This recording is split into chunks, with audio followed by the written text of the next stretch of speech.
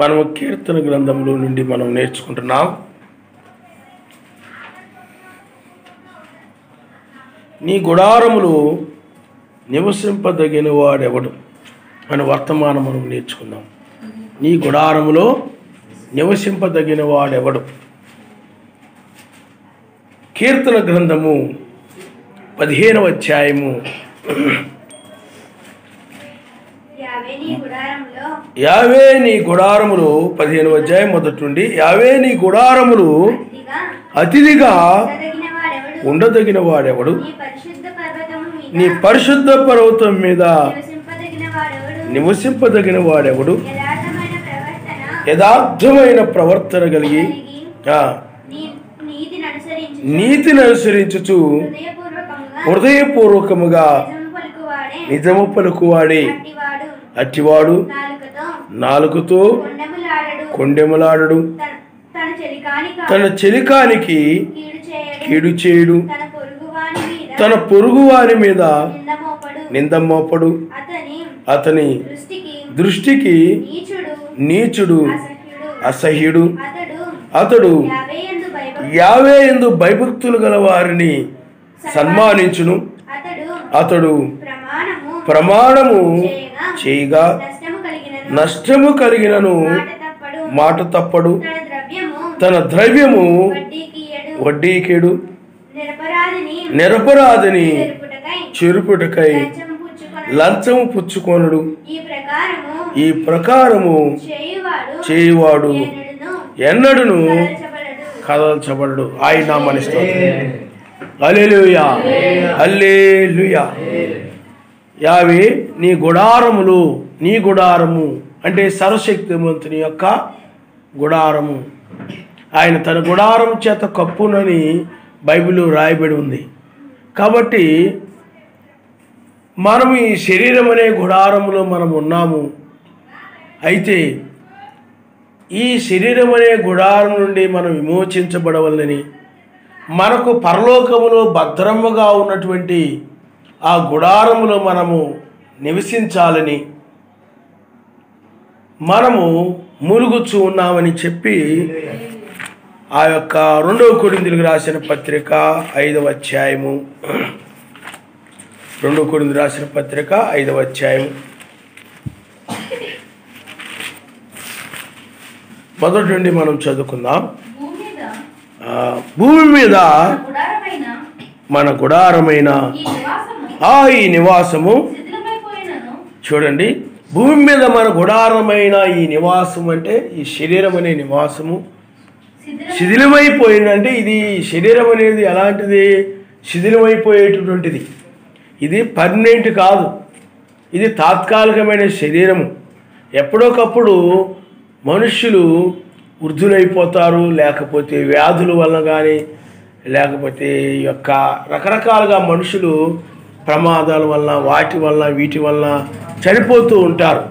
కాబట్టి ఈ శరీరం అనేటువంటిది ఈ యొక్క తాత్కాలికమైనటువంటి శరీరము శిథిలమైపోయేటటువంటిది. ఇప్పుడు పూర్వం రాజ్యాలు ఉన్నాయి, కోటలు కట్టారు, అవన్నీ కూడా శిథిలమైపోయాయి. అలాగే ఏదైనా ఎప్పటికైనా కూడా ఈ భూమి మీద ప్రతిదీ కూడా మరణించేది, శిథిలమైపోయేది. కాబట్టి ఈ శరీరం అనేటువంటిది శిథిలమైపోయేది. అయితే మనుషులు ఈ శిథిలమయ్యే శరీరం కోసము లోకములు అనేక మంది ప్రాకులాడుతూ ఉన్నారు. కానీ మన ప్రాకులాట ఈ యొక్క లోక సంబంధమైన దానికోసం కాదు, కానీ మనం ఆ యొక్క పైన ఉన్నటువంటి ఒక గుడారం ఉంది. చదవండి అమ్మ అక్కడి నుండి. చేతి పని కాక చూడండి, సర్వశక్తిమంతుని చేత కట్టబడినది నిత్యమైనదునైనా నివాసము పరలోకమందు మనకున్నదని ఎరుగుదుము. మనము చూడండి, ఇక్కడ చేతి పని కాక సర్వశక్తిమంతుని చేత కట్టబడినది నిత్యమైన నివాసము మనకున్నదని మనము ఎరుగుదము. ఎక్కడుందని? పరలోకమందు మనకున్నదని మనం ఎరుగుదము. నిత్య నివాసము ఇది నిత్యమైనది కాదు. ఈ బలము కానీ, అందము కానీ ఇవన్నీ కూడా ఒక దినాన్ని ఏమైపోతాయి చెప్పండి? శిథిలమైపోతూ ఉంటాయి, శిథిలమైపోతాయి.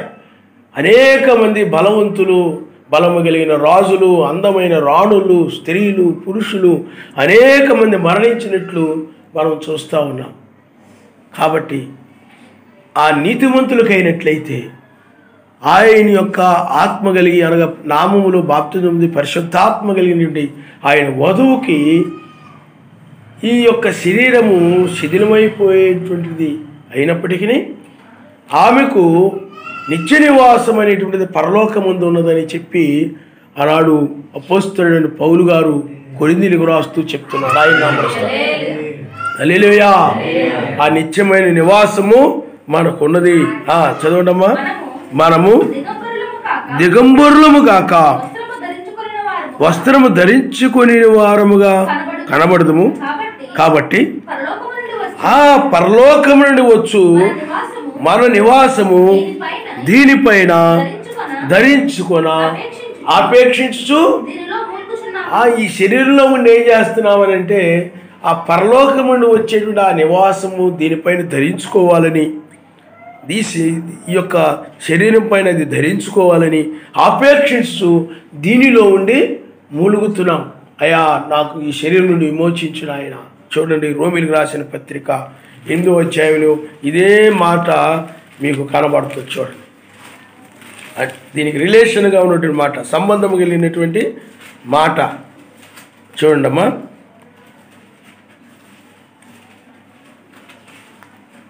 ఆ రోమీయులకు రాసిన పత్రిక 8వ అధ్యాయము 23వ వచనాన్ని మీరు ఒకసారి చదవండి. అంతేకాదు ఆత్మ యొక్క ప్రథమ ఫలములు నొందిన మనము కూడా పుత్రత్వము కొరకు, అనగా మన దేహం యొక్క విమోచనము కొరకు కనిపెట్టుచు మనలో మనము ఆ దేహం యొక్క విమోచన కొరకు మనలో మనము ములుగుచూ ఉన్నాము. కాబట్టి ఇక్కడ కూడా ఏముంది, కొరింథీయులకు రాసిన పత్రికలో కూడా ఈ దేహం యొక్క, అంటే శిథిలమైపోయింది గుడారము నుండి విమోచించబడవలని ఆ విమోచన కొరకై మూలుగుచూ ఉన్నాము. దేహం యొక్క విమోచన కొరకు మూలుగుచూ ఉన్నామని వాక్యం చెప్తుంది. ఆయన నామమున హల్లెలూయా, హల్లెలూయా. ఏ గుడారము కోసము? పరలోకమందు ఉన్నటువంటి ఆ యొక్క గుడారము, ఆ నిత్య నివాసం కోసము ములుగుతూ ఉన్నాం. తర్వాత చదువమ్మా. ఏలయనగా మనము నిరీక్షణ కలిగిన వారమే. చూడండి, నిరీక్షింపబడినది కనబడినప్పుడు. కాబట్టి ఆ గుడారం కొరకు, ఆ గుడారం ఎలా ఉంటుందో ఏంటో మనకేమి కనపడటం లేదు. కాబట్టి ఆ గుడారం పరలోకమందు ఉన్నది, అది భద్రంగా ఉంది. అది ఎప్పుడు వస్తుందా? ఆ నివాసాన్ని నేను ఎప్పుడు ధరించుకుంటానా? ఈ శరీరం నుండి నేను ఎప్పుడు విమోచించబడతానా అని అపేక్ష కలిగి, అంటే ఆ యొక్క గుడారం మీద అపేక్ష కలిగి ములుగుచూ ఉన్నాము అని ఉంది. అది కనబడుతూ ఉందనుకోండి, మనం ఎదురు చూడాల్సిన పని లేదు. అది కనబడటం లేదు కాబట్టి ఎదురు చూస్తున్నామని ఈ యొక్క కొరింథీయులకు రాసిన పత్రికలో చెప్పబడతా ఉంది. ఆయన గమనిస్తాం. అది ఎక్కడుందంట? పరలోకమందు మనకున్నదని ఎరుగుదుము. ఆయన గమనిస్తాం. హల్లెలూయా, హల్లెలూయా. మనం ఆ యొక్క గుడారం ఏమిటి, ఎలా ఉంటుంది చూద్దాం. మనం చూడండి, మనము 1వ పేతురు రాసిన పత్రిక 1వ పేతురు రాసిన పత్రిక మొదటి అధ్యాయము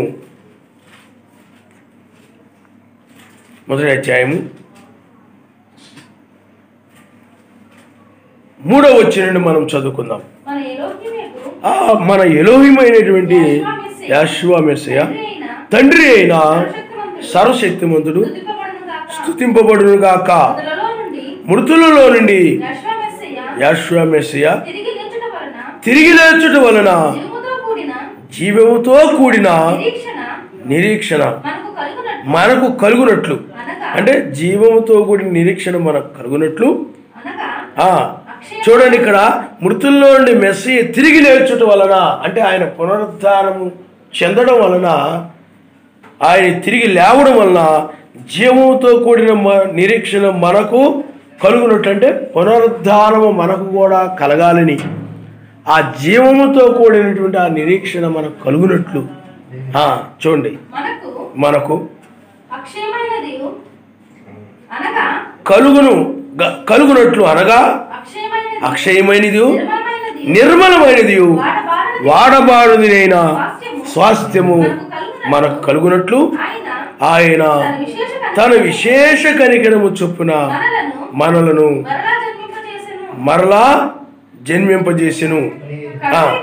కడవరి కాలమందు బయలుపరచబడుటకు సిద్ధముగా ఉన్న రక్షణ మీకు కలుగునట్లు విశ్వాసము ద్వారా సర్వశక్తిమంతుని శక్తి చేత కాపాడబడు మీ కొరకు ఆ స్వాస్థ్యము పరలోకమందు భద్రపరచబడి ఉన్నది. ఆయన నామనిస్తాడు.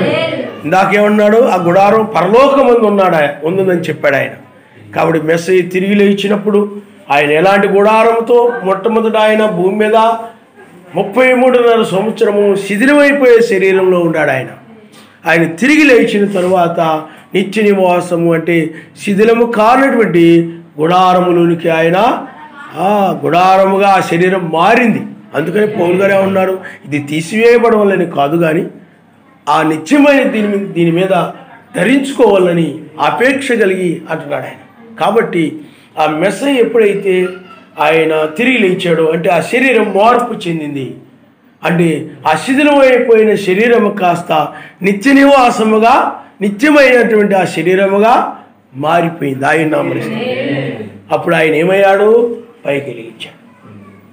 కాబట్టి అది పరలోకమందు భద్రముగా ఉన్నది.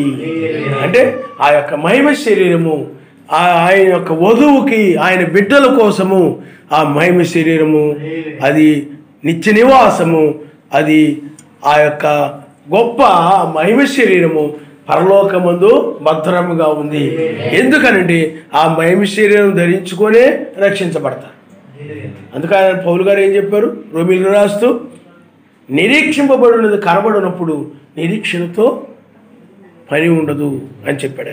నిరీక్షింపబడినది కనబడినప్పుడు, కాబట్టి ఆ కనబడినటువంటి దానిని ఆయన పరలోకములో ఆయన భద్రంగా ఉంచాడు.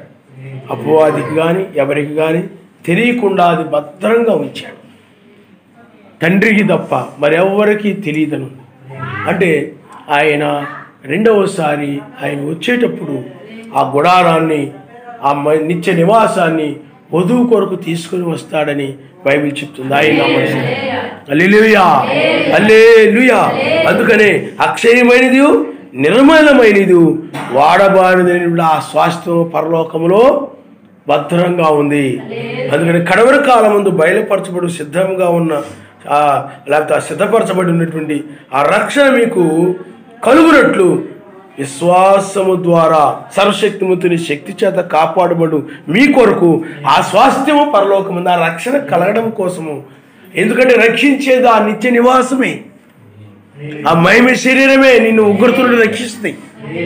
ఆ ఉగ్రతుడు రక్షించేది ఈ శరీరం రక్షించదు. ఈ శరీరంలో ఉంటే రక్షించబడరు, ఈ శరీరంలో ఉంటే పైకి వెళ్ళలేరు. కాబట్టి ఆ మహిమ శరీరాన్ని ధరించుకుంటేనే ఉగ్రతుడు రక్షించబడి పైకి వెళతారు. అది మన స్వాస్థ్యం అని చెప్పబడతా ఉంది బైబిల్.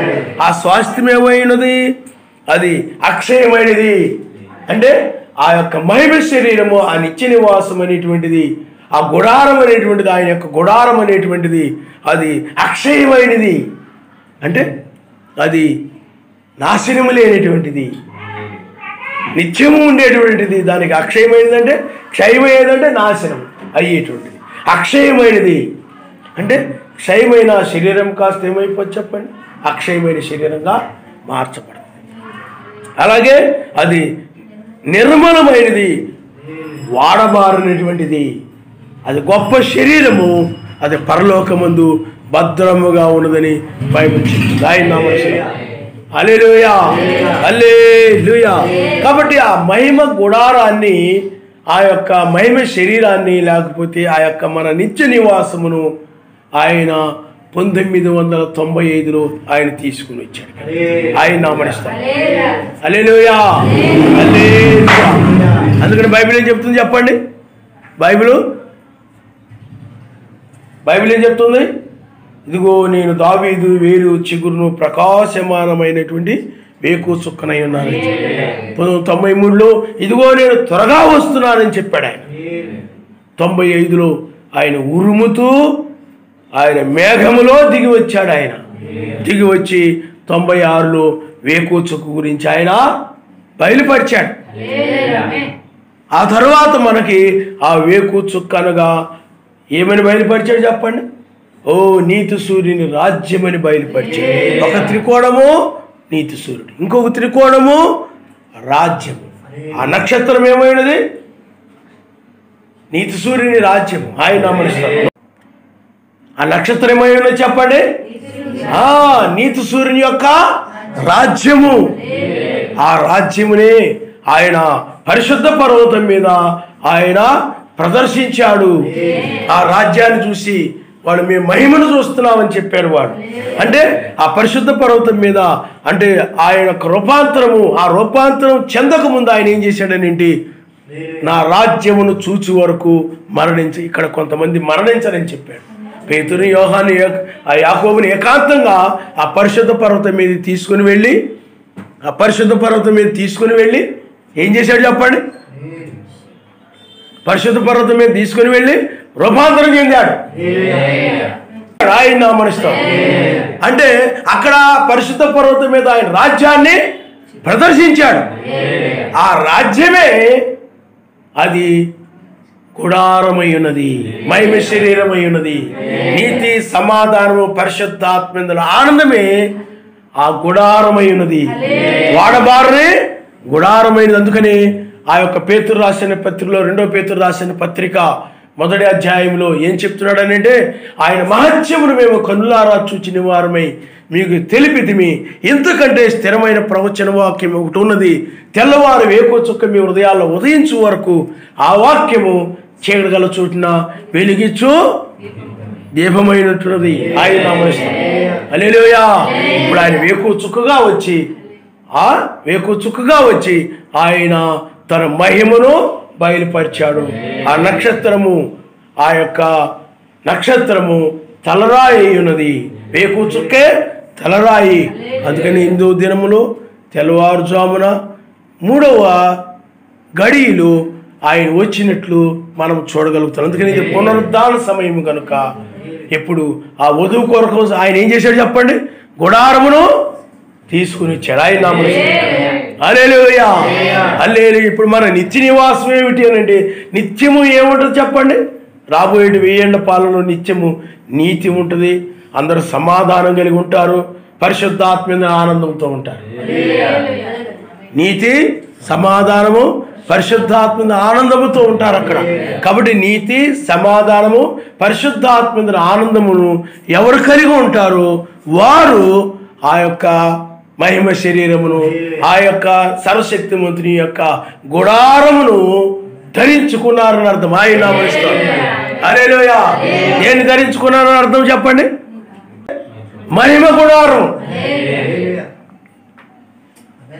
ఆ మహిమ గుడారము, ఆ గుడారములో నివసింపదగిన వాడెవరు? ఆ నీతి, ఆ సమాధానము, పరిశుద్ధాత్మ ఆనందములో ఎవరు జీవించగలరు? ఎవరు నివసింపగలరు అని ఇక్కడ చెప్తున్నాడు. ఆయన నామమున హల్లెలూయా. అందుకని ఆ పరిశుద్ధ పర్వతం మీద నివసింపదగిన వాడెవడు అంటే, ఆ పరిశుద్ధ పర్వతం మీద ఆయన తన గుడారమును అంటే మహిమ గుడారాన్ని ఆయన ప్రదర్శించాడు. అంటే ఈ మట్టి శరీరము కాస్త శిథిలమైపోయేటువంటి శరీరము కాస్త అది మహిమ శరీరంగా మార్పు చెందింది. అందుకని ఆ యొక్క నివాసములు లేకపోతే ఆ యొక్క మహిమ గుడారములు నివసింపదగిన వాడు లేకపోతే అతిథిగా ఉండదగిన వాడెవడు? ఆ పరిశుద్ధ పర్వతం మీద నివసింపదగిన వాడెవడు అంటున్నాడు. ఆయన నామమున హల్లెలూయా. కాబట్టి ఆ నీతి, ఆ సమాధానము, ఆ పరిశుద్ధాత్మ ఆనందము నువ్వు కలిగి లేకపోతే ఆ మహిమ గుడారాన్ని నువ్వు కలిగి లేనట్టే. మీకు అర్థమైందా? ఆ కలిగి లేనట్టే. కాబట్టి ఆ నిత్య నివాసములో నివసింపదగిన వాడెవడు? ఎవరు నివసింపదగిన వారు? కాబట్టి చూడండి అక్కడ ఏం చెప్తున్నాడండి, యావే నీ గుడారములో అతిథిగా ఉండదగిన వాడెవడు? నీ పరిశుద్ధ పర్వతం మీద నివసింపదగిన వాడెవడు? యథార్థమైన ప్రవర్తన కలిగి నీతిని అనుసరించుచు హృదయపూర్వకంగా నిజము పలుకువాడి.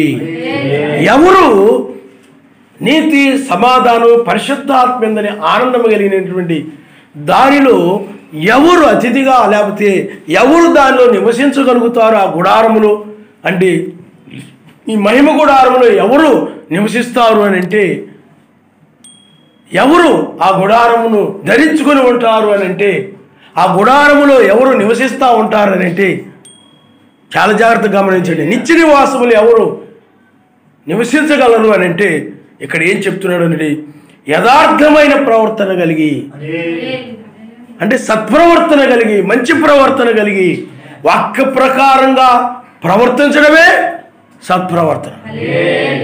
వాక్య ప్రకారంగా నడవడమే సత్ప్రవర్తన. నీ ప్రవర్తన మంచి ప్రవర్తనగా ఉండాలి. చెడ్డ ప్రవర్తన ఉంది, మంచి ప్రవర్తన ఉంది.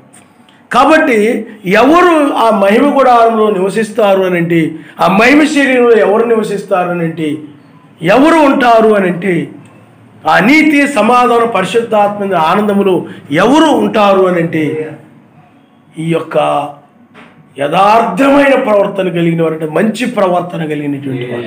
నీ ప్రవర్తన మంచి ప్రవర్తనగా ఉండాలి. తర్వాత ఏం చెప్తున్నాడో చూడండి. నీతిని అనుసరించుచు హృదయపూర్వకంగా నిజము పలుకువాడి. నీతిని అనుసరించేవాడు. చూడండి, మనము కొన్నిసార్లు కొంతమంది ప్రవర్తన చూస్తూ ఉంటాం. అతని ప్రవర్తన ఏం బాగోలేదురా, మేము వెళ్ళాం కానీ అతని ప్రవర్తన ఏం బాగా, మా పట్ల అసభ్యంగా ప్రవర్తించాడురా, లేకపోతే అన్యాయంగా, లేకపోతే మా పట్ల చండాలంగా ప్రవర్తించాడురా, మేము వెళ్ళినప్పుడు అసలు ఏమాత్రం మర్యాదగా ప్రవర్తించలేదురా, అమర్యాదగా అసలు ఏమాత్రం గౌరవంగా చూడలేదురా, అసలు ఏమాత్రం గౌరవంగా కూర్చోమని మర్యాదగా మంచి కుర్చీ వేసి, లేకపోతే ఇలాగ మర్యాదగా సరిగా చేయకుండా సరిగా ప్రవర్తించలేదు, అతని ప్రవర్తన ఏమి బాగలేదురా, అంటే మంచిగా లేదురా అతని ప్రవర్తన అంతా కూడా. ఆ విధంగా ఉన్నట్లయితే అలాంటి వాడు ఆ యొక్క నిత్య నివాసములో నివసించదగిన వాడు కాదు. పరిశుద్ధాత్మ ఏమండి, పరిశుద్ధాత్మ అతడు లేనివాడే. పరిశుద్ధాత్మ ఏ వ్యక్తిలోనైనా కనుక ఉన్నట్లయితే అతడు ఏం చేస్తాడు చెప్పండి? సత్ప్రవర్తన కలిగి ఉంటాడు, మంచి ప్రవర్తన, మంచిగా ప్రవర్తిస్తాడు. ఎదుటివారికి ఇబ్బంది లేకుండా, ఎదుటివారిని బాధ పెట్టకుండా మంచిగా ప్రవర్తిస్తూ ఉంటాడు. ఆ తర్వాత అతడు నీతిని అనుసరిస్తూ ఉంటాడు. నీతి అనంటే ఆయన వాక్య ప్రకారం నడవడమే నీతి. ఆ వాక్య ప్రకారంగా నడవడమే నీతి. అబ్రహాము నీతిమంతుడు అనేది వాక్య ప్రకారంగా ఉన్నాడు కాబట్టి అబ్రహాము నీతిమంతుడు. అబ్రహాము అలాగే ఇస్సాకు సర్వశక్తిమంతుడు చెప్పినట్లుగా చేశాడు కాబట్టి ఇస్సాకు నీతిమంతుడు. అలాగూ ఎవరైతే ఆయన వాక్యానికి లోబడి నడుస్తూ ఉంటారో వాళ్ళు నీతిమంతులు అయి ఉంటారు కనుక అందుకని ఆ గుడారంలో నివసించదగిన వాడు ఎవరనంటే మంచి ప్రవర్తన కలిగిన వాడయ్యండి, అలాగే నీతిని అనుసరించేవాడుగా ఉండి హృదయపూర్వకంగా నిజము పలుకువాడి. ఆయన సత్యాన్ని చెప్తాడు, అబద్ధం చెప్పడు. బైబిల్ ఏం చెప్తుందో దాన్నే చెప్తాడు.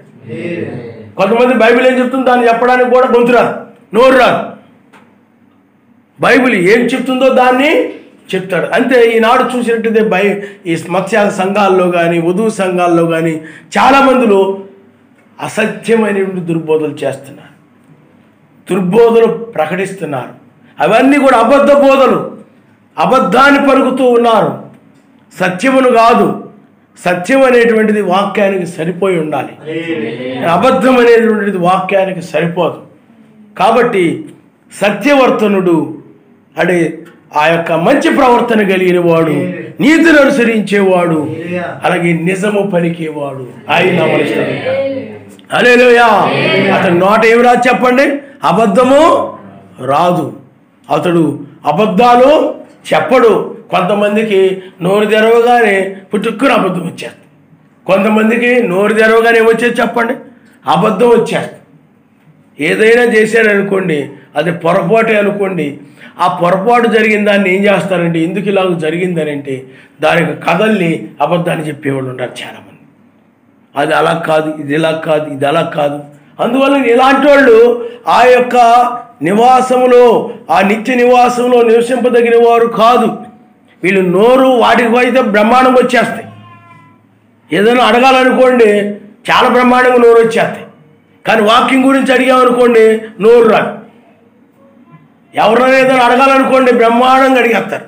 ఎవరైనా పొరపాటు కనపడ్డా అనుకోండి, మీరు అప్పుడు అలా చేశారు కదా, మీరు ఇప్పుడు ఇలా చేశారు కదా, అలాగ నడిచారు కదా, అడగాలంటే ముందు ఉంటారు.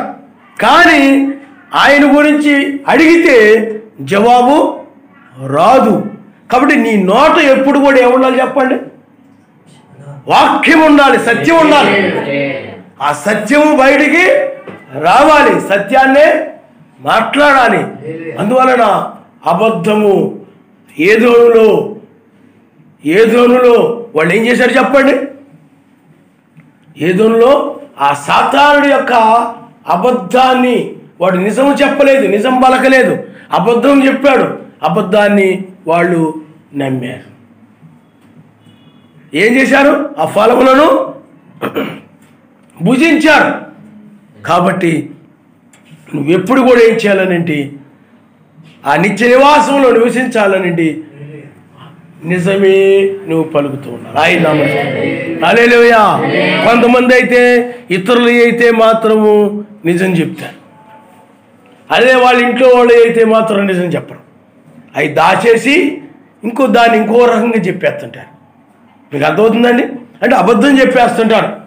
అంటే అలాగా మనల్ని చెడు అనుకుంటారేమో, మంచోడు కదా అని అనుకుంటారేమో, అర్థమైందా? వీళ్ళకేం తెలియదని అనుకుంటారేమో అనుకొని వీళ్ళు ఏం చేస్తుంటారనండి, ఆ యొక్క నిజాన్ని దాచేసి అబద్ధమును చెప్పేస్తూ ఉంటారు. ఇలాంటి వాళ్ళు నీతి, సమాధానము, పరిశుద్ధాత్మ ఆనందంలో ఉండలేరు వాళ్ళు. కాబట్టి నీతిని అనుసరించి నడవాలి. అబ్రాహాము గారు నీతిని అనుసరించి నడిచాడని మనం చూసాం. మెస్సయ్య కూడా ఆయన వాక్య ప్రకారం నడువే నీతి. అలాగే రాహాబు అనే స్త్రీ, ఆమె నీతిని అనుసరించింది. అలాగే అబ్రాహాము నీతిని అనుసరించాడని బైబిల్లో రాయబడతా ఉంది. కాబట్టి నీతిమంతుడు అని అంటే ఆయన మాటను అనుసరించేవాడే నీతిమంతుడు. అలాగే నీ యొక్క ప్రవర్తన మంచి ప్రవర్తన కలిగి ఉండాలి. ఇదిగో ఆమె ప్రవర్తన ఏమీ బాగలేదు, అదిగో ఆయన ప్రవర్తన ఏమీ బాగలేదు. ఆడవాళ్ళ పట్ల ఆయన ప్రవర్తన సరిగా ఉండదు, మగవాళ్ళ పట్ల ఆవిడ ప్రవర్తన సరిగా ఉండదు. అసలు ఆ పిల్లల ప్రవర్తనే బాగలేదు, ఎలా పడితే అలా ఉంటారు, ఎలా పడితే అలా కూర్చుంటారు. అసలు పెద్దోళ్ళు చిన్నోళ్ళను గౌరవం ఉండదు, మర్యాద ఉండదు, ఏమి ఉండదు. ఆ పిల్లల ప్రవర్తన ఏమీ బాగలేదు అసలు అంటూ ఉంటారు. కాబట్టి పిల్లారా, నీ ప్రవర్తన ఎలా ఉండాలి చెప్పండి? మంచి ప్రవర్తనగా ఉండాలి. ఆ మంచి ప్రవర్తన కలిగినటువంటి వారు ఆ నీతి అనగా ఆ వాక్యాన్ని అనుసరించి, ఇప్పుడు ఈ వాక్యం ఉంది, ఈ వేకు నక్షత్రం, ఈ తెల్లవారుజామున ఈ వర్తమానాన్ని అనుసరించేవారు నీతిమంతులు. అలాగే నిజము పలుకువాడి, హృదయపూర్వకంగా పలకాలి. ఏమంటారో ఏమిటో పలకకపోతే అని లోపల అబద్ధం చెప్పాలని, పైకి మాత్రం నిజం అంటే అది హృదయపూర్వకంగా అబద్ధం. అందువల్ల కొంతమంది నాలుకేంది అబద్ధానికి ముందు ఉంటుంది అనమాట. నోరు తెరిస్తే అబద్ధం. బయటికి వెళ్ళావు, ఇంతసేపు ఏం చేస్తున్నావు అని అంటే జరిగిన విషయం ఒకటి, చెప్పేది ఇంకొకటి. అప్పుడు అదేమవుతుంది చెప్పండి? అబద్ధం అవుతుంది. అందుకని రాగానే నోరు తెరవగానే అబద్ధం వచ్చేది. పిల్లలు కూడా బడికి ఎవరినైనా ఎందుకు లేటుకొచ్చారన్నావు అనుకోండి, మీకు అర్థమైందా? అబద్ధం చెప్పేస్తుంటారు. వాడు అక్కడక్కడ తిరిగి వస్తాడు. కానీ ఇంటి దగ్గర మా అమ్మ అన్నం వండడం లేట్ అయిందనో, కూర వండడం లేట్ అయిందనో, అది లేట్ అయిందనో, ఇది లేట్ అయిందనో అబద్ధాలు చెప్పారు. అలాగే సెల్ ఫోన్ దగ్గరకు వచ్చేటప్పటికి ఉందనుకోండి, ఆడికి ఏవేవో చూడాలని ఉంటుంది అనుకుందాం, లేకపోతే వీడియో గేమ్లు ఆడాలనుకుందాను. కానీ ఏం చెప్తుంటే బైబిల్ వాక్యం నాకు వినాలని ఉంది, బైబిల్లో ఆ పాట వినాలని ఉంది, లేకపోతే అది చూడాలని ఉంది, ఇది చూడాలని ఉంది అని చెప్పి ఏం చేస్తాడు చెప్పండి? సెల్ తీసుకుంటాడు, అబద్ధం చెప్తాడు. ఈ విధంగా నిద్ర లేచిన దగ్గర నుంచి బోల్డ్ మంది బోల్డ్ రకాలుగా అబద్ధాలు ఆడుతూ ఉంటారు. అలాంటి వారు ఆ యొక్క నివాసములో ఉండదగిన వాడు కాదు. అలాగే పనులు చేసే దగ్గర కూడా బోల్డ్ అబద్ధాలు ఆడుతూ ఉంటారు. మీకు అర్థమవుతుందా? అయ్యా ఇది కాదు, ఇలాగ ఎందుకు చేశారంటే దాన్ని కవర్ చేసుకోవడానికి ఒక అబద్ధాన్ని అల్లేస్తాడు. ఇలాగ రకరకాలుగా ఉద్యోగాల్లో, వ్యాపారాల్లో, పనుల్లో, వాటిల్లో, వీటిల్లో బోల్డ్ అబద్ధాలు. మీకు అర్థమైంది? వ్యాపారస్తులు ఉంటారు, బోల్డ్ అబద్ధాలు ఆడతారు. ఇది లేకపోతే బజార్లో, మార్కెట్లో ఉంటుంటారు. ఒక వస్తువు ఉందనుకోండి, అది 50 రూపాయలు అనుకోండి, లేదు నేనే 60 రూపాయలు కొనాను అంటాడు. 50 రూపాయలు కొని ఈ విధంగా నోరు తెరిస్తే ఏం చేస్తున్నారు చెప్పండి? అబద్ధాలే. కాబట్టి నిజము పలుకువాడే, నువ్వు నిజమే చెప్పాలి. నష్టం వచ్చినప్పటికీ కూడా నిజమే చెప్పాలి. ఆయన నామమున హల్లెలూయా, హల్లెలూయా. కాబట్టి ఇక్కడ చూడండి, ఆయన ఏం చెప్తున్నాడనండి, యథార్థమైన ప్రవర్తన కలిగి నీతిని అనుసరించుచు హృదయపూర్వకంగా నిజము పలుకువాడి ఆ యొక్క గుడారములో నివసింపదగినవాడు, ఆ పరిశుద్ధ పర్వతం మీద నివసింపదగినవాడు, ఆ మహిమ శరీరములో ఆ నీతి, సమాధానం, పరిశుద్ధ ఆత్మ ఆనందములు అతడు మాత్రమే నివసింపగలుగుతారు. మీ యొక్క సరైన ప్రవర్తన లేనివారు, అలాగే నీతిని అనుసరించని వారు, అలాగే నిజము పలకని వాడు నీతి, సమాధానం, పరిశుద్ధ ఆత్మ ఆనందాన్ని కలిగి ఉన్నాడు. అతడు నీతిమంతుడు కాదు, సమాధానము ఉండదు సర్వశక్తిమంతుడు అతడికి. ఎందుకంటే సరైన ప్రవర్తన లేదు, నీతిని అనుసరించడం లేదు. అప్పుడు నీతిమంతుడు కాదు, నిజము పలకడం లేదు. అందువల్ల సర్వశక్తి సమాధానం లేదు, పరిశుద్ధాత్మ ఆనందం కూడా అతడు చూడలేడు, పొందుకోలేడు. ఆ వాక్యం వింటాడు అంతే, కానీ జీవితంలో ఆనందం ఉండదు, ఆ సమాధానం ఉండదు. చాలామంది అంతే. కాబట్టి పిల్లారా, ఆ గుడారములో నివసింపదగిన వాడు ఎవరు అనంటే, కాబట్టి ఆయన గురించి మనం మాట్లాడగలగాలి. ఆయన హల్లెలూయా, హల్లెలూయా. ఏదైనా అడిగితే నువ్వేం చేయగలవు చెప్పండి? నిజం మాట్లాడాలి, సత్యం గురించి మాట్లాడాలి. దాని గురించి భయపడడం, ఏమైనా అనుకుంటారేమో, ఇలా అనుకుంటారేమో అని గొంతును దాచుకున్నావు అనుకోండి, నీకే ప్రమాదం. మీకు అర్థమైందా? కాబట్టి చూడండి, మనం ఎప్పుడు కూడా ఏం చేయాలా?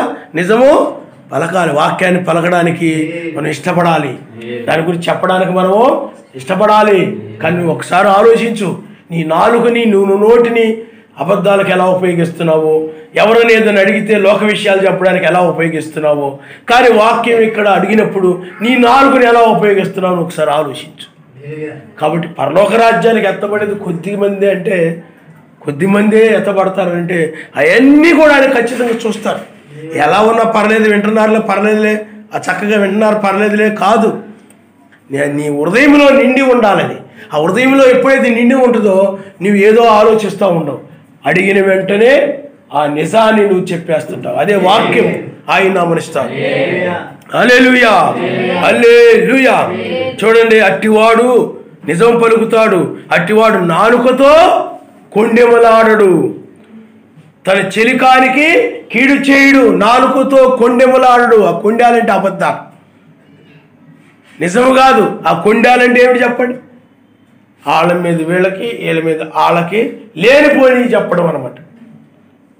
ఇప్పుడు బైబిల్లో కొరింథీ సమాజం ఉంది, క్లోయే ఇంటి వారి వల్ల కొరింథీ సమాజం ఎలా ఉందని తెలిసింది. అది మంచి కోసం చెప్పడం, అంటే సరిదిద్దడం కోసం చెప్పడం, బాగు కోసం చెప్పడం. కానీ ఈ కొండెములు అనేవి అలాంటివి కాదు, క్షేమాభివృద్ధి కలుగు చేసేవి కాదు, నష్టాన్ని కలుగు చేసి వాళ్ళ మీద వీళ్ళకి, వీళ్ళ మీద వాళ్ళకి లేనిపోయి చెప్పేసి, లేనిపోయి ఎలా చెప్తారు? కావాలనే కదా, వీళ్ళు అలాగే ఊహిస్తారు, అలా ఆలోచిస్తారు. వీళ్ళ ఆలోచనలు ఎప్పుడు కూడా కేవలం చెడ్డవి, కొండిగాళ్ళే. అందువల్ల మనుషుల్ని చెడుగా తీసుకుంటారు. వాళ్ళు నిజమే అనుకుంటారు ప్రతిదీ కూడా. వాళ్ళు ప్రవర్తన వేరుగా ఉంటుంది, లేకపోతే వాళ్ళ ఉద్దేశం వేరుగా ఉంటుంది, ఈ కొండిగాడు ఉద్దేశం వేరుగా ఉంటుంది. ఈ కొండిగాళ్ళు ఏం చేస్తారంటే దాన్ని చెడుగా తీసుకొని మేము నిజమే చెప్తున్నాం అనుకుంటారు. కానీ ఇక్కడ ఏం జరుగుతుంటుందనంటే అది విభేదాలను కలుగు చేస్తూ ఉంటుంది. అందుకని కొండిగాడు ఆ యొక్క గుడారముల్లో, అనగా ఆ మహిమ శరీరంలో ఉండడు, మహిమ శరీరాన్ని నివసింపడు, ఆ మహిమ శరీరంలో నివసింపలేడు, పొందుకొనడు. ఆ మహిమ శరీరం వెలుపలే ఉన్నాడు. కాబట్టి నువ్వు నిజమే పలకాలి తప్ప అది క్షేమాభివృద్ధి కలుగు చేసే మాటగా ఉండాలి తప్ప కొండిగాని యొక్క మాట ఏమైనా చెప్పండి, అది విభేదాలు, అందుకే కలహాలు పెడుతుంది. అందుకని బైబిల్లో రాయబడి ఉంటుంది, కొండిగాడు లేని ఎడల అక్కడ కలహాలు ఉండవు అని సామెత గ్రంథంలో రాయబడి. కాబట్టి కొండిగాడు ఏం చేస్తున్నాడు, అదే పని వాళ్ళ మీదకి వీళ్ళకి, వీళ్ళ మీద వాళ్ళకి ఏదో ఒకటి చెప్పడమే. ఎప్పుడు దురాలోచన చేస్తూ ఉంటాడు. వాళ్ళ గురించి వీళ్ళ మీద, వీళ్ళ మీద వాళ్ళ గురించి, వీళ్ళ గురించి ఏదో ఒక దురాలోచన చేసి ఎప్పుడు కూడా ఏం చేస్తాడు చెప్పండి. అందుకని ఇక్కడ రాయబడింది, కీడు చెలికానికి కీడు చేయడు. కొండెములు అనేవి కీడు చేస్తాయి, సర్వశక్తిమంతుడి రాజ్యానికి దూరం చేస్తాయి. ఆ కొండెలు అనేవి సర్వశక్తిమంతుడికి దూరం చేస్తాయి. అవి నిత్య శిక్షకు తీసుకొని వెళ్ళిపోతాయి. అందువలన ఈ కొండెగాండ్రున్నింటి లేనిపోని వాటిని వాళ్ళకి వీళ్ళకి మధ్య చెప్పి ఆ యొక్క గొడవలు సృష్టించేసి సర్వశక్తిమంతుని రాజ్యానికి దూరం చేసేటువంటి, అది కీడు కలుగు చేసేటువంటి ఆ యొక్క మాటలే. అందుకని ఆ కొండెగాండ్రు ఆ యొక్క నిత్య నివాసములు నివసించుటకు యోగ్యుడు కాదు. నిజము పలుకువాడే ఆయన నామనిస్తాం. క్షేమాభివృద్ధి కలిగే విధంగా చెప్పాలి. అక్కలో ఏంటి వారు ఏం చేశారు చెప్పండి, క్షేమాభివృద్ధి కలగాలని ఉద్దేశంతో చెప్పాడు. అసూయతోనూ ద్వేషముతోనూ ఆడి మీద అసూయ కలిగి అతను గిట్టగా లేనిపోయిన వాళ్ళ మీద చెప్పడం, ఈ మీద అసూయ కలిగి లేనిపోయి అయ్యి చెప్పేయడం. లేకపోతే నువ్వు ఎవరినైనా గౌరవిస్తూ మర్యాదగా ఉండవు అనుకోండి, వీళ్ళందరూ ఆవిడ బాగా గౌరవిస్తున్నారు, మర్యాద మాట్లాడుతున్నారు కాబట్టి ఏదో ఒక పుల్లెడితే అప్పుడు ఆవిడ గౌరవించకుండా ఉంటారు, మర్యాద చేయకుండా ఉంటారు అని వాళ్ళకి మధ్య ఏదో గొడవలు పెట్టడం, లేదా కొండేలు చెప్పడం. ఆ వాక్యాన్ని మీరిపోతారు. వాక్యాన్ని ఏమైపోతారు చెప్పండి, విడిచిపెట్టేస్తారు. అందువల్ల ఈ కొండుగాడు ఈ అసూయ ద్వేషము ఇలాంటి వాడితో చెప్పేవన్నీ కూడా ఏంటి చెప్పండి, కీడు కలుగు చేసి. ఇలాంటి వారు ఆ నిత్యరాజ్యంలోకి రాడు. ఆ నిత్యరాజ్యంలో ఎవరుంటారు, ఆ రాజ్యంలో ఆ రాజ్యమే మహిమ శరీరం. ఆ వేల పాలలు ఎవరుంటారు అంటే సత్ప్రవర్తన కలిగిన వాడు ఉంటారు, నీతిని అనుసరించే వాళ్ళు ఉంటారు, నిజము పలికే వాళ్ళు ఉంటారు. కొండిగాడు విడిచిపెట్టబడతారు. కారణం ఎందుకనంటే వాళ్ళు కీడు కలుగు చేసేవాళ్ళు కాబట్టి, ఆ రాజ్యాన్ని తీసుకొచ్చిన వాళ్ళ స్వభావం పోదు కాబట్టి.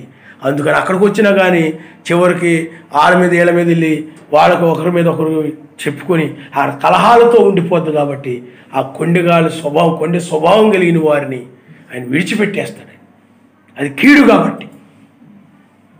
ఈ మాటలు ఇతరుల మీద ఏదైనా నువ్వు చెప్తే అది వాళ్ళ క్షేమాభివృద్ధి కలగాలని ఉద్దేశంతో చెప్తే మంచిదే. అంతేగాని వాళ్ళని అసూయ పెట్టుకొని వాళ్ళకి మధ్య గొడవ పెడితే ఇద్దరికి పడకుండా ఉంటుంది. అప్పుడు వీళ్ళు ఆ గొడవ వల్ల నా దగ్గరికి వచ్చేస్తారు. చాలా సంఘాల్లో అలాంటివి జరుగుతూ ఉంటాయి. చాలామంది పాస్టర్లు కూడా ఆ విధంగా ఉంటుంటారు. ఎవరైనా బాగా ఉండారనుకోండి, వాళ్ళ మీద వీళ్ళ మీద వాళ్ళు చెప్పి గొడవ పెట్టేస్తారు. గొడవ పెట్టేస్తే అప్పుడు వాళ్ళు నా దగ్గరికి వస్తారు. లేకపోతే వాడితో అత్తమాను బాగా క్లోజ్గా ఉంటున్నారు కాబట్టి నాతో క్లోజ్గా ఉండాలంటే ఏం చేయాలి చెప్పండి, వీళ్ళకి ఏదో పెట్టాలి. ఇదేమిటి చెప్పండి, కొండిగాని యొక్క స్వభావం అది. ఇలాంటి వాళ్ళు ఏమైపోతారు, విడిచిపెట్టబడతారు. తర్వాత చూడండి ఆయన ఏం చెప్తున్నాడు, తన పొరుగువారి మీద నిందమాపడు. ఇప్పుడు మెస్సయ్య ఉన్నాడు, మెస్సయ్య మీద ఎన్నో నిందలు మోపారు. ఆయన సత్యమా కాదు, ఆయన బయల్జెబూలే నింద మోపారు, ఆయన దయ్యం పట్టిన వాడిని నింద మోపారు, రకరకాలుగా నింద మోపారు.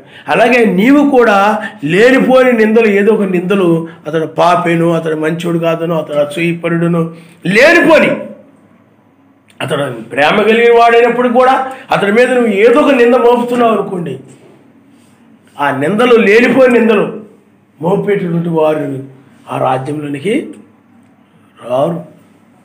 ఎవరైనా ఏదైనా మాట్లాడుకున్నారనుకోండి, లేకపోతే ఎవరన్నా ఒక పురుషుడు ఒక స్త్రీ మాట్లాడుకున్నారనుకోండి, వాళ్ళు మంచి స్వభావంతో మాట్లాడుకుని ఉండొచ్చు. కానీ నువ్వు దాని చెడ్డ స్వభావం తీసుకొని ఆ చెడ్డ స్వభావం తీసుకొని వాళ్ళు ఇలాగా వీళ్ళు ఇలాగా, ఆవిడ అలాంటిది ఈవిడ ఎలాంటిదని, ఆ స్త్రీ చెడ్డది ఈ పురుషుడు చెడ్డోడు అలాగేలాగని లేనిపోయి నిందలు మోపుతున్నావు అనుకోండి, అప్పుడు ఏం జరుగుతుంది చెప్పండి, విడిచిపెట్టబడతాం. అలాగే ఎవరైనా ఏదైనా మీ ఇంట్లోకి వచ్చి దానొక దీనొక చూడగానే పుట్టుకుపోవాలని ఏదో మామూలు చూశారేమో తెలియదు, కానీ నువ్వు వాళ్ళు దొంగలుగా భావించుకొని చెడ్డవాళ్ళుగా ఊహించుకొని ఎప్పుడు మా ఇంట్లో అవి ఉంటే వాటి మీదే కన్ను, అలాగేలాగా వెళ్ళి చూసేసి వెళ్ళి మళ్ళీ కొనుక్కుందామని, అవి తెచ్చేసుకుందామని, మా ఇంట్లో ఉన్నాయి కాబట్టి వెళ్ళి తెచ్చేసుకుందామని, ఇలాగ దురాలోచనతోటి నువ్వు అలాగా ఇవిడేలాగా మేము ఏం కొనుక్కుంటే అవి ఏం కొనుక్కుంటుంది, ఇలా లేనిపోయినటువంటి అనేక నిందలు నువ్వు అలాంటి వాళ్ళని, దొంగలని, లేకపోతే వీళ్ళు వ్యభిచారులను, లేకపోతే వీళ్ళు నరహంతకులను, లేకపోతే వీళ్ళు లేనిపోయిన గనక వాళ్ళ మీద నువ్వు మోపుతూ ఉన్నట్లయితే అలాంటి వ్యక్తి ఏమైపోతాడు చెప్పండి? విడిచిపెట్టబడదు. అయిన అబద్ధాలు, అవి నిజాలు కావు. అందువలన అయితే నువ్వైతే ఏం చేయాలి? ఎవరైనా లేనిపోయిన నిందలు నీ మీద ఎవరైనా మోపారు అనుకోండి, ప్రతిఫలం కలుగుతుందని సంతోషించు. ఆయన హల్లెలూయా. అందువల్ల ఊహించుకొని నువ్వు ఇప్పుడు బైబిల్లో యాకోబు ఉన్నాడు. యాకోబుని వాళ్ళ మామగారు ఏం చేశారు చెప్పండి? చెడుగా ఊహించుకున్నాడు. అన్నిని వల్ల ఏం చేయడం, మంచి వ్యక్తిగా చూడలేదు.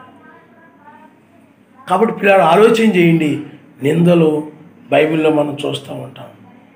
అంటే అవన్నీ వివరించి చెప్తే చాలా పెద్ద వర్తమానం అయితే నేనని చెప్పడం లేదు. కాబట్టి పిల్లలు ఆలోచన చేయండి.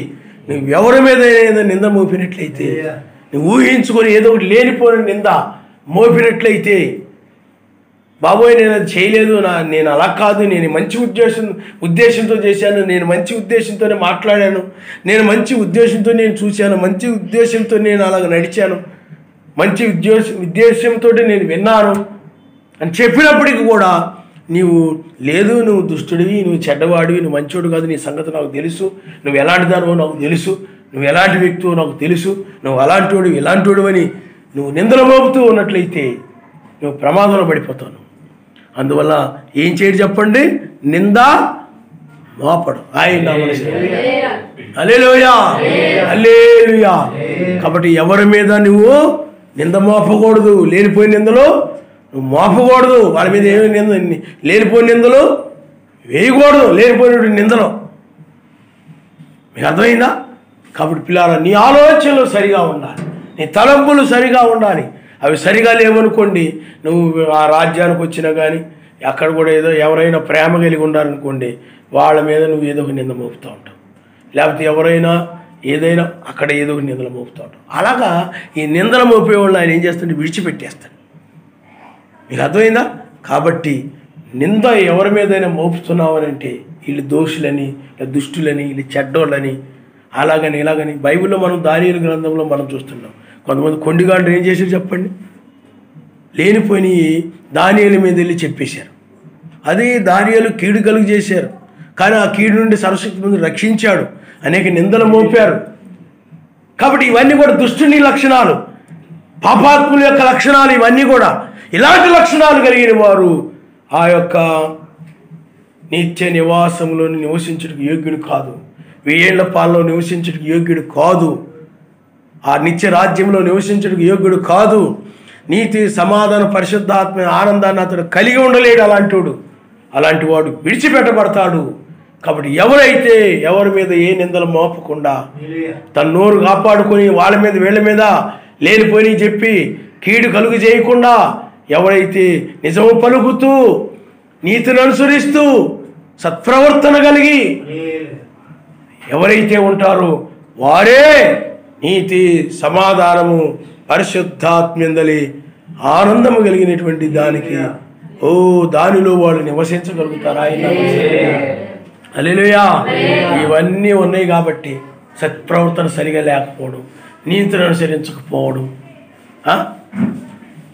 నిజము పలకపోవడం, వాళ్ళకి కీడు చేయడం, నిందన మోపడం, ఇవన్నీ నీ జీవితంలో ఉన్నప్పుడు నీవు నీతి సర్వశక్తిమంతో సమాధానము పరిశుద్ధాత్మ ఆనందాన్ని కలిగి ఉండలేవు. చాలామందికి ఎందుకు ఉండదనంటే నీతి సమాధానం పరిశుద్ధాత్మ ఆనందం ఇలాంటి బుద్ధులు ఉండబట్టి, ఇలాంటి లక్షణాలు ఉండబట్టి వాళ్ళకి ఆనందం ఉండదు. ఎందుకంటే ఎప్పుడు చూసినా పక్కోడు గురించి ఆలోచిస్తూ ఉంటారు. ఏం కొండలు మోపుదామా, ఏమి నిందలు మోపుదామా, అదే ఆలోచన. వాడు ప్రార్థన కూడా సరిగా చేసుకోలేరు. ప్రార్థన చేసుకున్నా కానీ వాళ్ళే గుర్తుకొస్తూ ఉంటారు, అవే గుర్తుకొస్తూ ఉంటాయి. వాళ్ళ మీద వీళ్ళ మీద ఏమో కొండాలు చెప్తే కానీ అప్పుడు కానీ మనసు నెమ్మది ఉండదు. ఆ విధమైన స్వభావం కలిగిన వారు విడిచిపెట్టబడతారు. కాబట్టి పిల్లారా, ఆలోచన చేయండి. నీవు నిజముగా హృదయపూర్వకంగా నిజం పలికేవాడుగా ఉండాలి తప్ప లేనిపోయిన కొండాలు నిందలు మోపేవాడుగా నీవు కీడుగులకు చేసే వ్యక్తిగా ఉన్నట్లయితే ఆ రాజ్యంలో నీవు నివసించలే, ఆ రాజ్యములకు నీవు యోగ్యుడివే కాదు. తర్వాత చూడండి ఏం చెప్తున్నాడు. అతని దృష్టికి నీచుడు అసహ్యుడు. నీచుడురా. ఆ నీచుడు అసహ్యుడు. నువ్వు ఆ చెడ్డ వాటిని నువ్వు అసహించుకుంటావు. కొండాలు చెప్పేవాళ్ళు నువ్వు అసహించుకుంటావు. నీచుడు అసహ్యుడు. ఆ కొండాలు చెప్పేవాళ్ళు, ఆ నిందలు మోపేవాళ్ళని, అది నీచమైనటువంటి స్థితి, అది నీచమైన బుద్ధి. అది నువ్వు ఏదైనా మాట్లాడితే సమాధానపరిచే విధంగా మాట్లాడు. సర్వశక్తిమంతునికి వారికి మధ్య సమాధానపరిచే విధంగా మాట్లాడు. ఇప్పుడు అపోస్తలుడైన పౌలు గారికి కొరింథీ సమాజంలో ఆ పరిస్థితులన్నీ కూడా సరిగా లేవు. సర్వశక్తిమంతునికి ఆ కొరింథీ సమాజానికి సమాధానము కలగాలని ఆ క్లోయే ఇంటి వారు ఆ అపోస్తలుడైన పౌలుకి ఆ సమాజంలో లోపములని చెప్పారు. ఆయన నామస్తు. హల్లెలూయా. చూడండి, మనము 1 కొరింథీ రాసిన పత్రిక అనుకుంటాను, దయచేసి చూడండి ఒకసారి.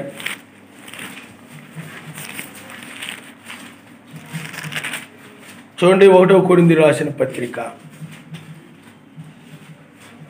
1వ అధ్యాయము 10వ వచనం.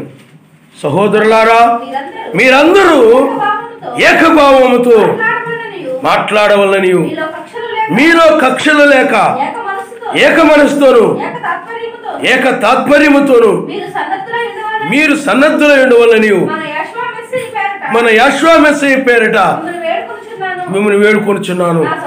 నా సహోదరులారా, మీలో కలహములు గలవని మిమ్మల్ని గూర్చి క్లోయే ఇంటి వారి వలన నాకు తెలియవచ్చి. ఆయన నామనిస్తుంది. మీలో కలహాలు గలవని, ఆ క్లోయే ఇంటి వారు కలహాలు ఉంటే అలాగే సమాజం పట్ల భారం కలిగి ఉన్నారు. కాబట్టి ఆ కొరింథీ సమాజం పట్ల అయ్యో కలహాలు ఉంటే ఏం బాగుంటుంది, ఆ కలహాలు ఉన్నట్లయితే ప్రమాదము కదా అని వాళ్ళు ఎరిగిన వారై ఏక మనసు ఏక ఆత్మ కలిగి ఏక హృదయం కలిగి ఉండాలి కదా. ఇది కలహాలు ఇలా ఉంటే మరి ఇది 1000 ఏళ్ల పాలనలో లేకపోతే రాబోయే రాజ్యంలో ఎలా వీళ్ళు ఎత్తబడతారు, ఎలా కొనుకోబడతారు అన్న భావం కలిగిన వారే వాళ్ళు ఏం చేశారండి, అపోస్తలుడైన పౌలు గారికి తెలియజేశారు. ఆయన హల్లెలూయా, హల్లెలూయా. ఓ అదేమైనా చెప్పండి. ఆ క్లోయే ఇంటి వారు ఆ సమాధానము కలగాలని చెప్పారు. సర్వశక్తిమంతునికి కొరింథీ సమాజానికి మధ్య సమాధానము కలగాలి. ఎందుకంటే ఆ కలహములుంటే సర్వశక్తిమంతునికి విరోధంగా ఉన్నట్టు. కాబట్టి సమాధానంగా ఉన్నప్పుడే సర్వశక్తిమంతునికి వారికి మధ్య సమాధానం ఉన్నట్లే. అందుకని అపోస్తలుడైన పౌలు గారు ఆ కొరింథీ సమాజానికి అనేక విషయాలు రాశారు. ఆయన హల్లెలూయా. వాళ్ళలో ఎందుకు కలహాలు కారణమో, ఏమి లోటుపాట్లు ఉన్నాయో, ఏమి పొరపాట్లు ఉన్నాయో అవన్నీ కూడా రాశాడు. కాబట్టి నువ్వెప్పుడు కూడా నిజము పలికే వ్యక్తిగా ఉండాలి. ఆయన నామనిస్తాం. హల్లెలూయా, హల్లెలూయా. చూడండి తర్వాత, అతని దృష్టికి నీచుడు అసహ్యుడు. ఎవరు ఆయన రాజ్యములో నివసింపదగిన వానికి నీచులంటే అసహించు, నీచమైనటువంటి, మీకు అర్థమైందా?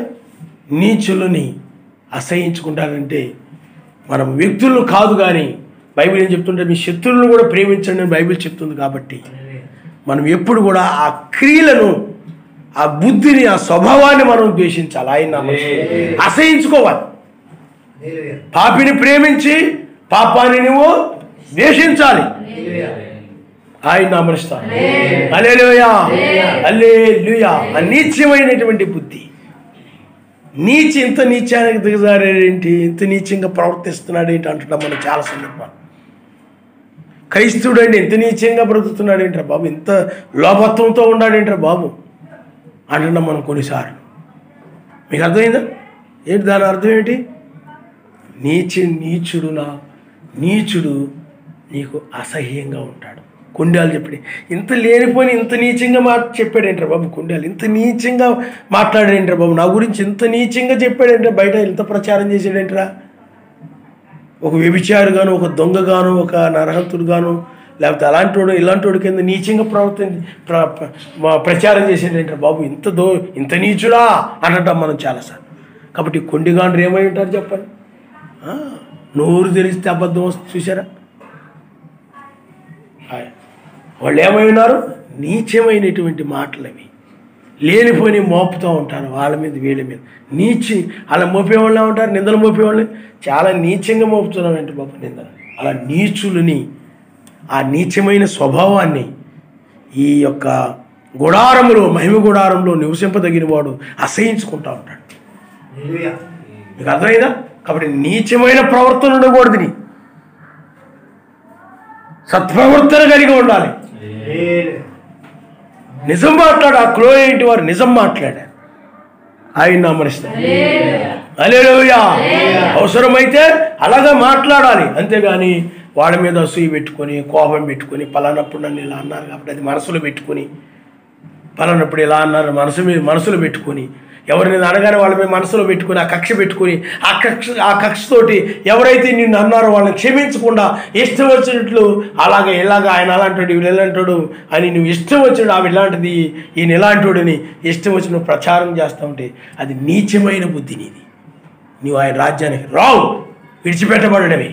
ఆయన రాజ్యానికి ఎవరు వస్తారు అని అంటే మంచి ప్రవర్తన కలిగిన వారు, నిజము పలుకువారు, క్లోయ్ ఇంటి వారు వలె నిజం పలకాలి. ఆయన నామరిస్తారు.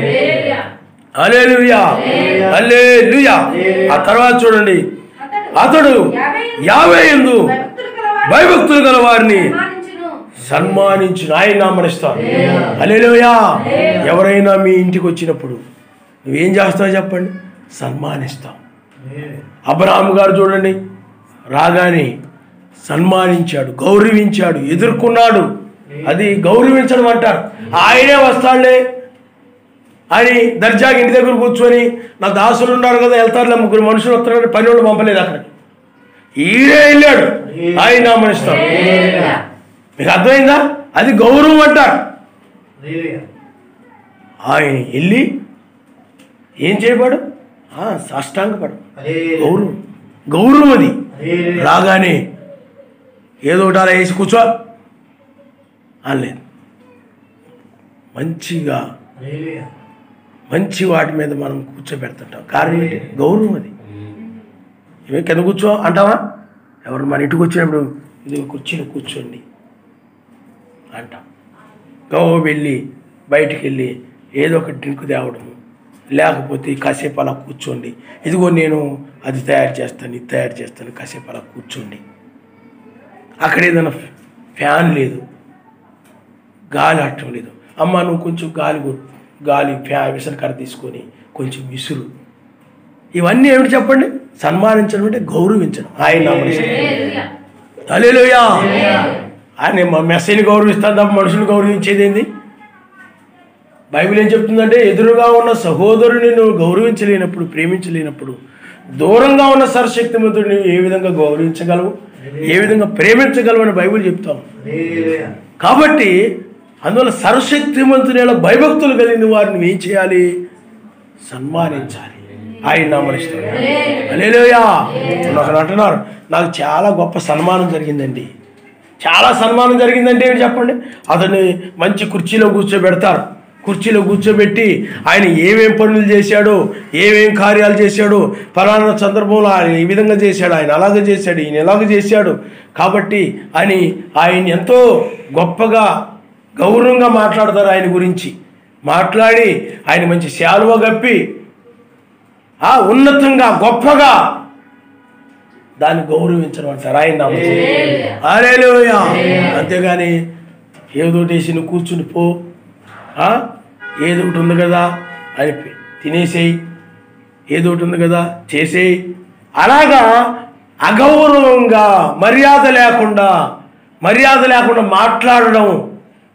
నువ్వు సర్వశక్తిమంతుడైన భయభక్తులు కలిగిన వారి విషయంలో నువ్వు ఎలా ఉండాలి చెప్పండి? గౌరవంగా ఉండాలి, మర్యాదగా ఉండాలి. కొర్నేలు ఏం చేశాడు చెప్పండి?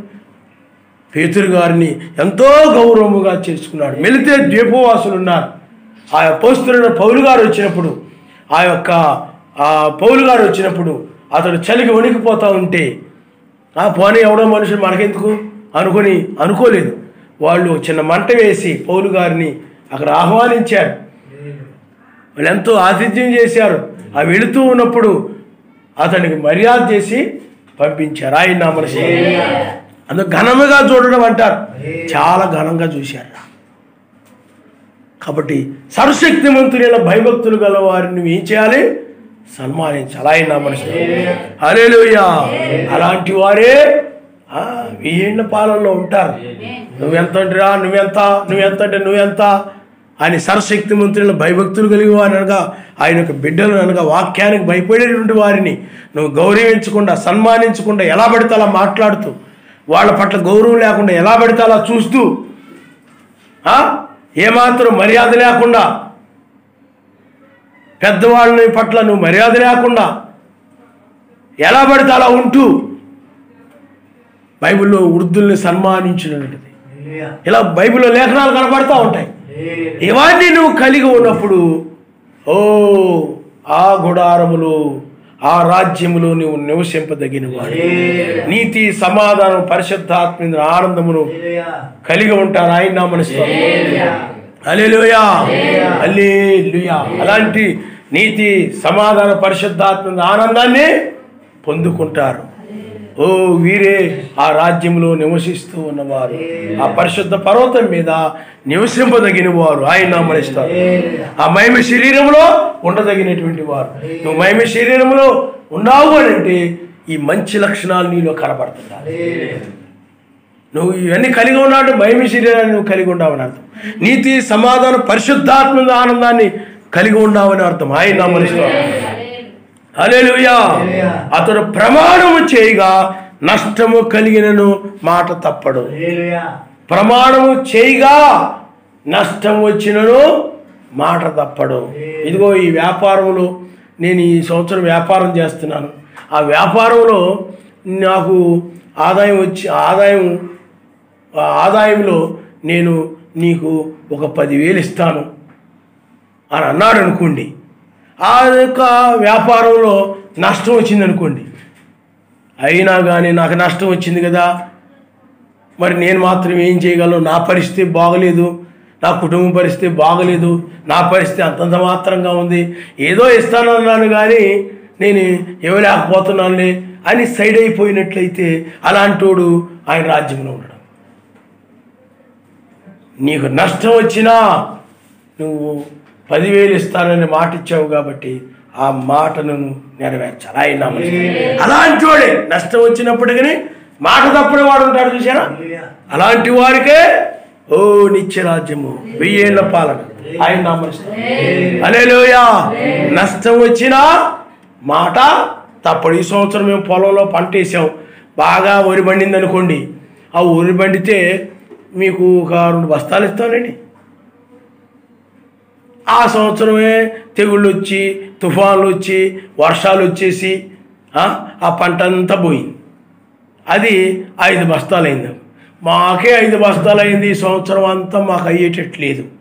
ఏదో అప్పట్లో అన్నాము, ఇప్పుడు మాకు పరిస్థితి బాగోలేదు కదా, మేము మాత్రం ఏం చేయగలము? మాకు ఇది బోల్డ్ పెట్టుబడి పెట్టాం, ఎరువులు కొన్నాం, కూలీలకి వాటికి వీటికి బోల్డ్ డబ్బులు అయిపోయింది. ఆ డబ్బులే రాలేదు. 2 బస్తాలు మీకు ఎక్కడ ఇవ్వగలం అన్నావంటే నువ్వు మాట తప్పిపోయినట్లు. నువ్వు మాట తప్పావు. ఆ రాజ్యంలో నివసించడం యోగ్యుడు కాదు. నీతి సమాధానం పరిశుద్ధాత్మ ఆనందం నువ్వు కలిగిలేవు. నష్టం వచ్చినప్పుడు కూడా మాట తప్పకుండా. హల్లెలూయా హల్లెలూయా. మీరు ఆ వస్తువు కొనుక్కున్నారా? కొనుక్కోండి. నేను మీకు ఆ వస్తువు కొనుక్కోండి, నేను ఆ వస్తువుకు సంబంధించిన బాకీ అంతా తీరుస్తాను, మీరు ఏం కంగారు పడక్కర్లేదు, కొనుక్కోండి అని అంటావు. నువ్వెవరొకరితోటి కొనుక్కోమంటావు, కానీ ఆ తర్వాత నీకేదో నష్టం వచ్చేస్తుంది. లేకపోతే నువ్వు ఏ వస్తువులు కొనుక్కుంటావు, లేకపోతే ఏదో నష్టం వచ్చింది, నీ దగ్గర డబ్బులు లేవు, అప్పుడు ఏం చేస్తాడు, నా దగ్గరే డబ్బులు, నేనే ఇబ్బంది పడుతున్నాను, నేనే రకరకాలుగా ఉన్నాను, నా పరిస్థితి బాగలేదు, అప్పుడేదో అన్నాను కానీ కొనుక్కో నేను ఇస్తానని అన్నాను కానీ ఇప్పుడు నేను ఇవ్వలేనులే అన్నావు అనుకోండి, అయిపోయింది. నీకు నష్టం వచ్చినను కూడా ఒకవేళ నువ్వు అవసరమైతే నీవు కొనుక్కోవలసిన మానుకోలేనే సరే, నువ్వు ఏది ప్రమాణం చేసావో దాన్ని నెరవేర్చాల్సింది ఆయన. అది నెరవేర్చకపోయినట్లయితే నువ్వు దోషివే. కొండెములు చెప్తూ ఉన్నట్లయితే నువ్వు దోషివే, విడిచిపెట్టబడతావు. కాబట్టి నువ్వు ఆ ప్రమాణం చేసినప్పుడు అది సర్వశక్తిమంతుడు తీసుకుంటాడు. నువ్వు కొండెములు చెప్పావనుకుంటే ఆయన తీసుకుంటాడు. ప్రతిదీ ఆయన దగ్గర చేరుతుంది. అందుకని నేను దోషిగా కానీ నిర్దోషిగా కానీ చేసేవాడు ఆయనే. అందువల్ల నేను ఆయన దగ్గర అన్నాను కానీ ఈవిడ దగ్గర లేనిపోయి చెప్పాను కానీ ఎవరికి తెలియదు కదా, వాళ్ళకి తెలియదు కదా, వీళ్ళకి తెలియదు కదా నువ్వు అనుకోవచ్చు. వాళ్ళకి తెలియకుండా వీళ్ళకి, వీళ్ళకి తెలియకుండా వాళ్ళకి ఏమో నువ్వు చెప్పుండొచ్చు. లేకపోతే వాళ్ళకి తెలియకుండా వీళ్ళకి, వీళ్ళకి తెలియకుండా నేను ప్రమాణం చేశాను కాబట్టి ఆ ప్రమాణాన్ని తప్పిపోయి ఎవరికి తెలియదు కదా, నేను ఆ చెప్పిన వ్యక్తికి నాకు మాత్రమే తెలుసు కానీ ఎవరికి తెలియదు కదా అని నువ్వు అనుకోవచ్చు. పై ఆయన తీసుకుంటాడు ప్రతిదీ. దాన్ని ఏం చేస్తాడు చెప్పండి, లెక్కలోకి తీసుకుంటాడు ఆయన. అప్పుడు నువ్వు ఎక్కడ ఉంటావు అంటే ఆ గుడారం వెలుపల ఉంటావు. అంతే. పరిశుద్ధ పర్వతములకు దిగువనుంటా, పైన ఉండవు.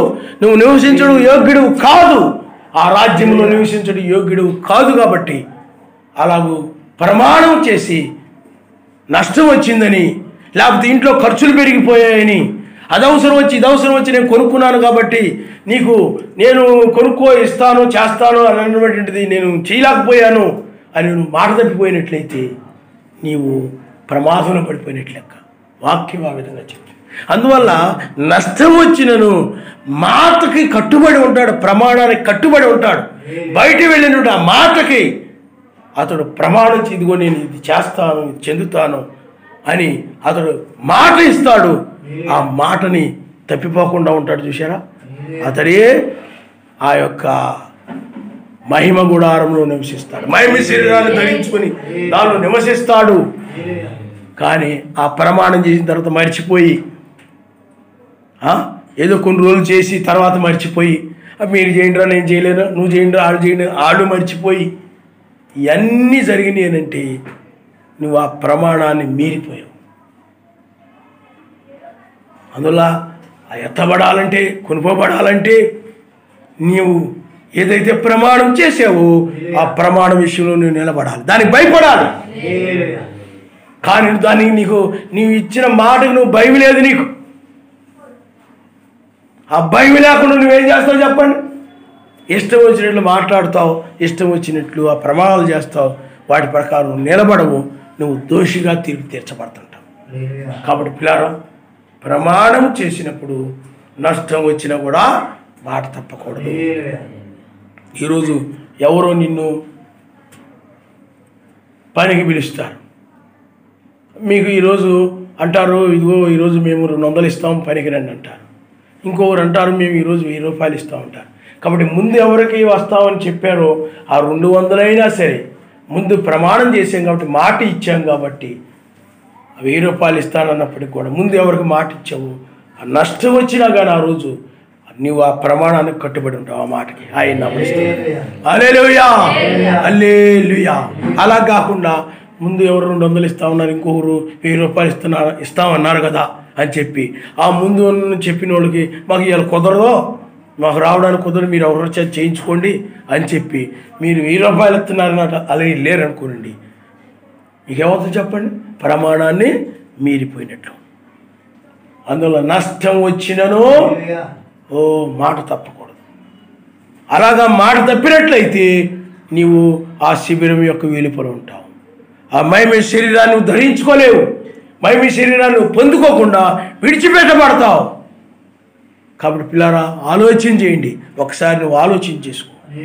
నువ్వు ఎవరికేమైనా ప్రమాణం చేసేవేమో, ఎవరికైనా ఏమైనా కొండాలు చెప్పేవేమో, అది చేస్తాను ఇది చేస్తాను అని నువ్వు చెప్పి ఇది కొనుక్కో అది కొనుక్కో, నీకెందుకు నేను ఇస్తాను కదా చేస్తాను కదా అని, లేకపోతే ఏమైనా మాటలు చెప్పి ఆ ప్రమాణాన్ని నువ్వు ఎక్కడైనా ఆ నష్టం వచ్చిందని ఈ నష్టం వచ్చిందని కుదరలేదని ఆ ప్రమాణాలు వదిలేసి నీ స్వార్థాన్ని నీ స్వలాభే అపేక్షను చూసుకుంటూ వాటిని ఆ ప్రమాణాలను పక్కన పెట్టినట్లయితే నీవు విడిచిపెట్టబడతావు. వాక్యం ఆ విధంగా చెప్తా ఉంది. ఆ పరిశుద్ధ పర్వతం మీద నువ్వు నివసించడం యోగ్యుడివి కాదు అని వాక్యం చెప్తుంది. ఆయన నామమున హల్లెలూయా, హల్లెలూయా. అవన్నీ నువ్వు సరిదిద్దుకున్నప్పుడే, ఎవరి దగ్గర లేనిపోయిన కుండాలు చెప్పిన వాళ్ళ దగ్గరికి వెళ్ళి నువ్వు సమాధాన పడినప్పుడే, ఎవరికైనా ప్రమాణం చేసి ఉన్నట్లయితే వాటిని నువ్వు సరి చేసుకున్నప్పుడే.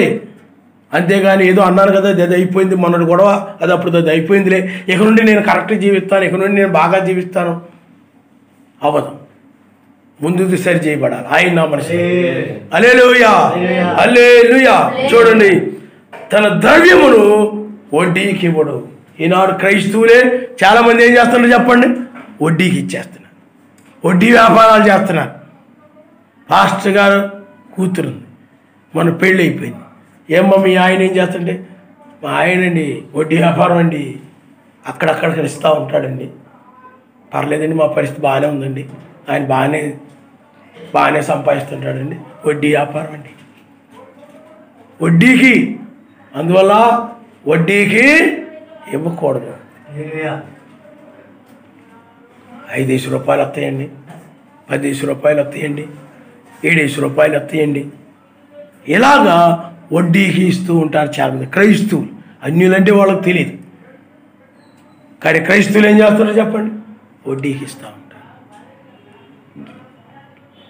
అందుకనే తన ద్రవ్యము వడ్డీకి ఇవ్వడు, తన డబ్బుని వడ్డీకి ఇవ్వడు.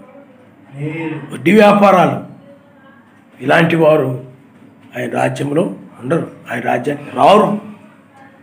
బాగా డబ్బులు ఎక్కువ అవుతున్నాయి, ఏం చేయాలో తెలియట్లేదు, వడ్డీకి ఇచ్చేస్తే. మనకు ఆయన అంటున్నాడు, కొంతవరకు మనం డబ్బు సంపాదిస్తే చాలండి. అప్పుడు వడ్డీకి ఇస్తున్నాం అనుకోండి, ఆ డబ్బే మరలా సంపాదిస్తూ ఉంటుంది. మనకు వడ్డీ ద్వారా అలాగా డబ్బులు వచ్చి పడిపోతూ ఉంటాయి. మనం సంపాదించక్కర్లేదు, మనం బండి మీద వెళ్ళిపోయి ఆ వడ్డీ వసూలు చేసుకుంటే చాలు. క్రైస్తవులు మరి ఇలాంటి వాళ్ళందరూ మరి ఆ పరిశుద్ధ పర్వతం మీద నివసించుటకు యోగ్యత కలిగిన వారు కారు, మహిమ శరీరాన్ని పొందుకోరు. తర్వాత చూడండి, నిరపరాధిని చెరుపుటకై లంచము పుచ్చుకొనడు. మరి ఇస్కరియోతు కదా ఏం చేశాడు? నిరపరాధిని చంపుడు కొరకై, ఏ పాపం లేని మెస్సయ్యను చంపుడు కొరకై ముద్దు పెట్టి అప్పగించాడు. లంచం తీసుకున్నాడు అతడు, డబ్బు తీసుకున్నాడు అతడు. నిరపరాధి వాడిని మోసం చేయడానిక నాకు ఎంతో కొంత డబ్బు ఇచ్చేస్తే వాడు నాశనం చేస్తాడు. ఆడ మీద వీళ్ళ మీద చెప్పేసి నేను గొడవలు ఎట్టేస్తాను.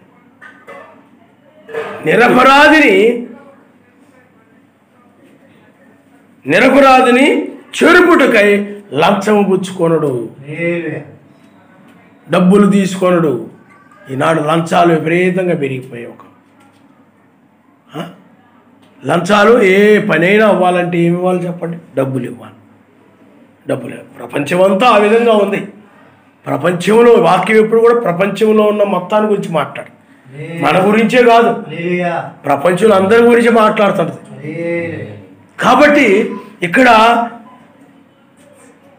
ద్రవ్యాన్ని వడ్డీకి ఇవ్వకూడదు, వడ్డీకి ఇవ్వకూడదు. మా ఆవిడ ఏమంటుందండి, మరి మా ఆవిడ ఒప్పుకోవట్లేదు, మరి ఆవిడ అన్నీ అడుగుతూ ఉంటుంది, మరి లెక్కలు అడుగుతూ ఉంటుంది, మరి అవన్నీ నేను ఆవిడ చేయలేదు అనుకోండి, మరి ఆవిడ ఇంట్లో గొడవ, మాట వినదు, ముఖం ఎత్తి పెట్టుకుని ఉంటుంది, ఆ ముఖం మార్చుకుని ఉంటుంది. కాబట్టి తప్పదండి, మరి ఏం చేయాలా, వడ్డీ వ్యాపారం తప్పట్లేదు, వాళ్ళు ఖర్చులో అనేవి చెప్పేవాడు ఉంటాడు. కుదరదు. నువ్వు ఎంత ఇబ్బందుల్లో ఉన్నా వడ్డీ వ్యాపారం చేయడానికి లేదు, కొన్యాలు చెప్పడానికి లేదు, దుర్నీతి మార్గంలో నడవడానికి, దుర్నీతిని అనుసరించడానికి లేదు. నీవు నిజము పలుకువాడుగా నీవు ఉండాలి. ప్రమాణము నేనేదేదో అప్పుడు అన్నాను కానివ్వండి, అలాగే ఇలాగ చేద్దామని ప్రమాణం చేశాను కానివ్వండి, ఇప్పుడు మా ఆవిడ ఎందుకు చేశారు, ఎందుకని ఒప్పుకోవట్లేదండి, ఆవిడ లేకపోతే మా ఆయన ఒప్పుకోవట్లేదండి, ఆవిడ ఒప్పుకోవట్లేదు, ఎందుకన్నారు అలాగా, ఎక్కడ తెచ్చి పెడతారు ఇవన్నీ, ఎక్కడ చేస్తారు ఇవన్నీ, ఆవిడ ఇంట్లో ఒకటే గొడవ ఆడుతుంది, మా ఆయన ఒకటే గొడవ ఆడుతున్నాడు, ఏమండి గొడవ ఆడుతున్నాడు. కాబట్టి అందువల్ల నేను ఏదో చెప్పాను కానివ్వండి, అది అవ్వదండి, నష్టం వచ్చినా మనుషుల మాటలు వినైనా కానీ నీ ప్రమాణాన్ని తప్పిపోకూడదు. వడ్డీకి ఇవ్వకూడదు. నువ్వు ఇంట్లో వాళ్ళు ప్రేరేపిస్తున్నారని వడ్డీకి ఇవ్వకూడదు. అలాగే ఇంట్లో వాళ్ళు వాళ్ళ మీద వీళ్ళ మీద చెప్పేయని ప్రేరేపిస్తున్నారని నీవు మా ఆయన ఒప్పుకోవట్లేదని లేనిపోయిన వాళ్ళ మీద వీళ్ళ మీద చెప్పడం కానీ, లేకపోతే ఆవిడ ఒప్పుకోవట్లేదని కానీ నువ్వు ఇతరుల వల్ల కూడా నువ్వు వాక్యాన్ని మీరిపోకూడదు. ఆయన నమ్మరిస్తాడు. నీవే కాదు, నీ ఇంట్లో వారు నీ మీద ప్రభావం చూపించవచ్చు. ఎందుకు ఈ మాట చెప్తున్నానంటే ఆ సొంత శిష్యుడే యోధా ఆ విధంగా ఏం చేశాడు చెప్పండి? లంచం పుచ్చుకున్నాడు. దెలీలా మరి ఆ యొక్క సంసోను ఆమె ఏం చేసింది చెప్పండి? బయట వాళ్ళు కాదు, అందువల్ల నీ ఇంట్లో వాళ్ళు కూడా నిన్నేం చేయొచ్చు చెప్పండి? నిన్ను చెరపొచ్చు, నిన్ను పాడు చేయొచ్చు, నిన్ను ఆ ప్రమాదం నుండి తప్పించవచ్చు, నిన్ను కొండలు చెప్పేలాగా పురిగొల్పొచ్చు, వడ్డీకి ఇచ్చేలాగా నిన్ను ప్రేరేపించవచ్చు. ఆ లంచాన్ని పుచ్చుకొని ఆ దెలీలా ఏం చేసింది? అతని యొక్క బలమును ఎక్కడుందో తెలుసుకొని ఆ ఎంట్రుకలను తొలగించింది ఆమె. కాబట్టి పిల్లారా, ఆలోచన చేయండి. ఇలాంటి స్వభావం కలిగిన వారు ఆ పరిశుద్ధ పర్వతం మీద ఆ యొక్క నిత్య నివాసములో, ఎందుకంటే 1000 ఏండ్లు ఆ తర్వాత నిత్యత్వము నిత్యము ఆ యొక్క నివాసములో నీవు ఉండాలనంటే ఇవి నీలో ఉండకూడదు. ఇవి నీలో ఉన్నట్లయితే ఉగ్రతలో పడిపోతావు. వీటన్నిటిని కూడా మధ్యమయ్యేవి, ఇవి నశించేవి. ఈ నశించే వాటన్నిటిని కూడా నువ్వు విడిచిపెట్టేసి ఇప్పుడు నువ్వు ఆ యొక్క అమర్త్యతను ధరించుకునే వ్యక్తిగా నీవు ఉండాలి. ఆయన హల్లెలూయా, హల్లెలూయా. నిరపరాధిని చెరుపుటకై లంచం పుచ్చుకొనడు, ఈ ప్రకారము చేయువాడు ఎన్నడు కూడా కదిలించబడడు. ఈ ప్రకారము చేయువాడు ఎన్నడు కూడా కదిలించబడడు. ఆ యొక్క నివాసములో అదే విధంగా ఉండిపోతాడు. ఆ యొక్క రాజ్యములో స్థిరముగా ఉంటాడు, కదల్చబడడం. ఆ నీతిలోను సమాధానములోను పరిశుద్ధాత్మ ఆనందముతో అతడు స్థిరముగా ఉంటాడు. ఒకరోజు నీతిమంతుడిగా ఉండి, ఒకరోజు సమాధానం కలిగి ఉండి, రెండో రోజు నీతిని తొలగిపోయి సమాధానాన్ని తొలగిపోయి, ఒకరోజు పరిశుద్ధాత్మ మీద ఆనందిస్తూ మరలా లోకానందాల్లోకి వెళ్ళిపోడు. స్థిరముగా ఉంటాడు. ఎప్పుడు కూడా నీతి సమాధానం పరిశుద్ధాత్మ ఆనందముతో కదల్చబడకుండా స్థిరమైనటువంటి ఆ రాజ్యములో ఉంటాడు. ఆయన నమస్కారం. హల్లెలూయా, హల్లెలూయా. కాబట్టి పిల్లారా, ఆలోచన చేయండి. మన మధ్య ఆయన యొక్క గుడారం ఉన్నది. ఆ గుడారము ఆయనే, వాక్యమే ఆ గుడారం, అదే తలరాయి, అదే రాజ్యము. ఆ రాజ్యములో నువ్వు నివసించాలనంటే ఇవి కలిగి ఉండాలని ఎవరు నివసింపదగిన వాడు ఇక్కడ రాయబడింది. కాబట్టి ఎవరు అనంటే సత్యముగా ప్రవర్తించుచు, అనగా యథార్థంగా ప్రవర్తించుచు, నీతిని అనుసరించుచు, హృదయపూర్వకంగా నిజము పలుకుచు. పిల్లారా, నిజము పలుకుచు అతడు నిరపరాధికి కానీ అతడు ఎవరికి కీడు చేయడు, అతడు నింద మోపడు. ఇంకా అతడు పిల్లారా 50 భయభక్తులు గల వారిని అతడు సన్మానిస్తాడు. అతడు ప్రమాణము చేయగా నష్టం వచ్చినప్పటికీ కూడా, ప్రాణం పోయినా కూడా మాట తప్పని వ్యక్తిగా ఉంటాడు. ఆయన నమస్కారం. హల్లెలూయా, హల్లెలూయా. ఇప్పుడు రాజకీయ నాయకులు ఉంటారు కొంతమంది, లోకంలో కూడా కొంతమంది ఉంటారు. ఏదో వాగ్దానాలు చేస్తారు. ప్రమాణం అంటే వాగ్దానాలు చేస్తారు. వాటి కట్టుబడి ఉండేవాళ్ళు కూడా ఉంటారు. మీకు అర్థమైందా?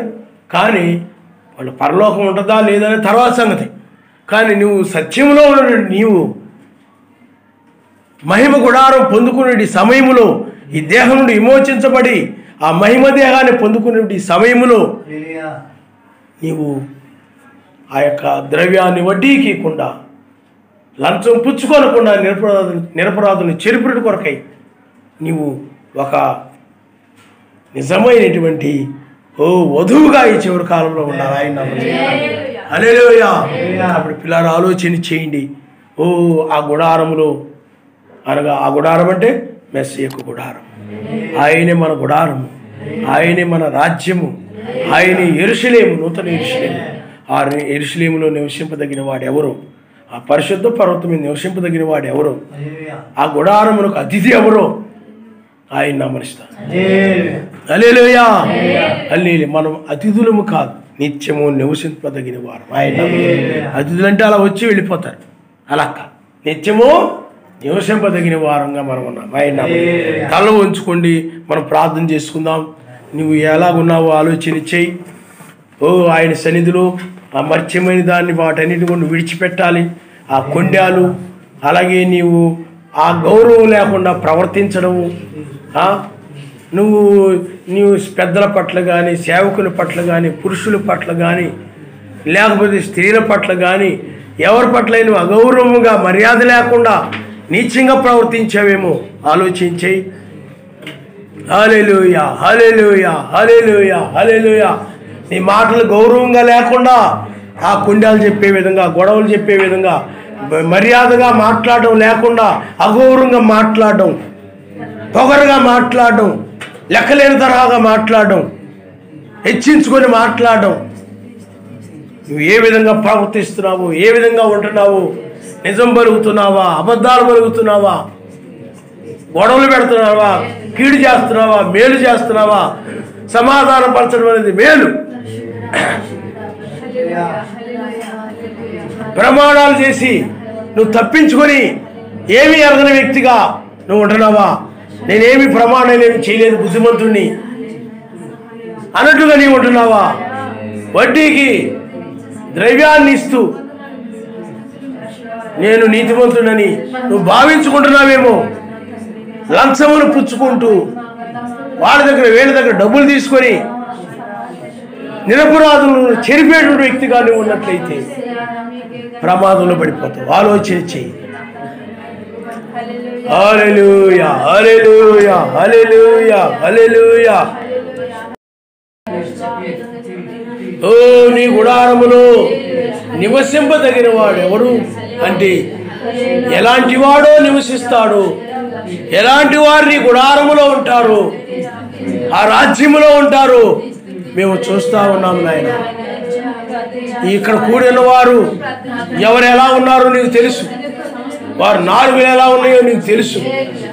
ఇక్కడ కూడిన ప్రతి బిడ్డని మీరు జ్ఞాపకం చేసుకోండి.